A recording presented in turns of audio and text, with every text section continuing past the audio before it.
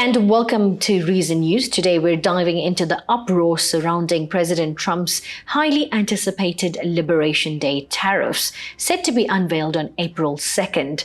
While Trump promises these tariffs will free America from unfair trade practices, alarm bells are ringing across industries, markets, and among global allies. Let's break down what we know and the potential consequences. President Trump has dubbed April 2nd as Liberation Day, promising to impose reciprocal tariffs matching the duties that other countries impose on U.S. goods.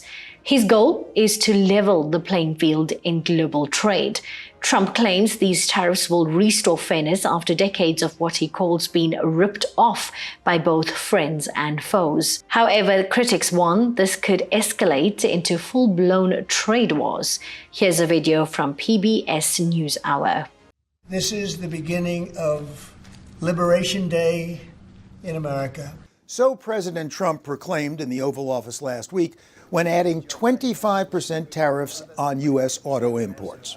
And on Wednesday, it's promised there will be more still. We're going to charge countries for doing business in our country and taking our jobs, taking our wealth, taking a lot of things that they've been taking over the years. They've taken so much out of our country, friend and foe, and frankly, friend has been oftentimes much worse than foe.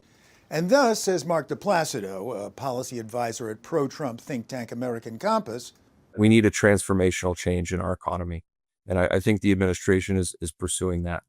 Part of that change, creating supply chains in America for Americans. We shouldn't have supply chains. We should have them all in the United States. We have the companies to do it. But the main theme is tariffs. The president and his team have cited very different reasons for imposing them. They've allowed fentanyl to come into our country at levels never seen before. This is retaliatory to a certain extent.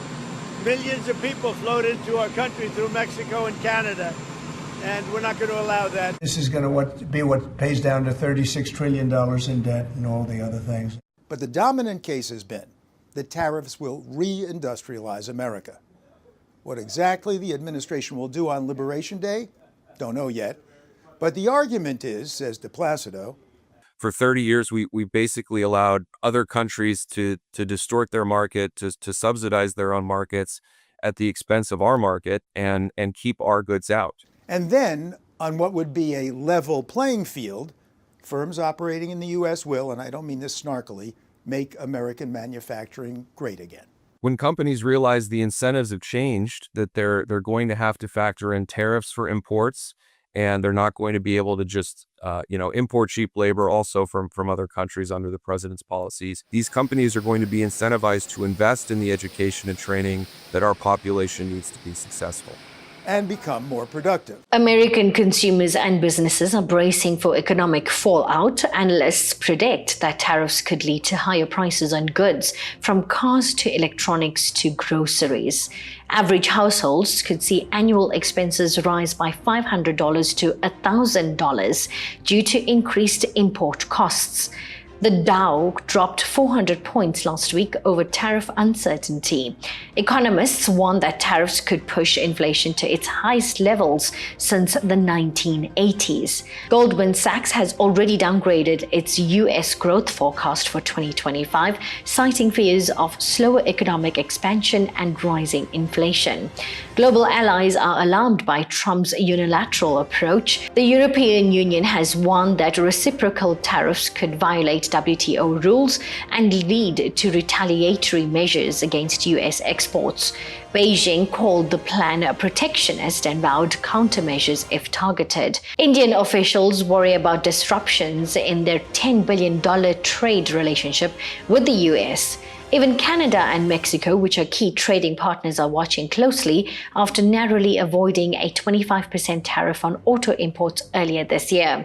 Major corporations are scrambling to adapt. Automakers like Ford and GM have warned that tariffs could add thousands of dollars to vehicle prices, while tech giants like Apple fear supply chain disruptions. In recent days, Trump has hinted at possible exemptions for certain countries or industries, calling his approach flexible.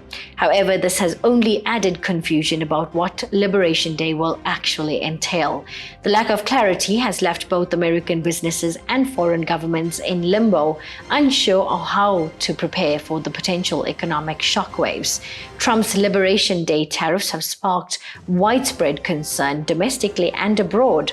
While his administration frames them as a bold step toward economic fairness, critics argue they risk destabilizing markets, straining alliances, and hurting everyday Americans.